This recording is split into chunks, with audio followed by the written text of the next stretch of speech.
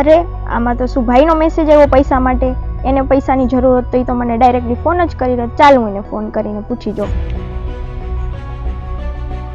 Hello ભાઈ, તમારો ઇન્સ્ટામાં message હતો, તમારે શું પૈસાની જરૂર હતી? ના બેન, મેં તો તને મેસેજ નથી કર્યો. શું તને મારા નામનો કોઈ ફેક મેસેજ આવેલો છે કે જેમાં પૈસાની માંગણી કરે છે? હા. તો અવેર થઈ જજે. એ ખરેખર તો મારું એકાઉન્ટ નથી, એ સ્કેમરનું એકાઉન્ટ છે અને મારા નામે તારી પાસેથી પૈસા માંગી રહી છે. તે શું મેં પૈસા તો ટ્રાન્સફર નથી કર્યા ને? મિત્રો, આ એક પ્રકારનો સાયબર સ્કેમ છે. જે સ્કેમર છે ને, એ તમને સોશિયલ મીડિયાના કોઈ પણ માધ્યમ હોય, ધારો કે ઇન્સ્ટાગ્રામ છે, ફેસબુક છે, વોટ્સએપ છે, એમાં તમને મેસેજ કરશે.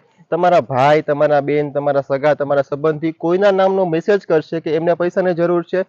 જે પ્રિયલના ભાઈનું એકાઉન્ટ છે કે જે ઇન્સ્ટાગ્રામમાં હતું એવું જ સેમ એકાઉન્ટ હતું, પરંતુ પ્રિયલને જે મેસેજ આવે છે એમાં શું લાગે છે કે ખરેખર તો એના ભાઈનો જ મેસેજ આવેલો છે.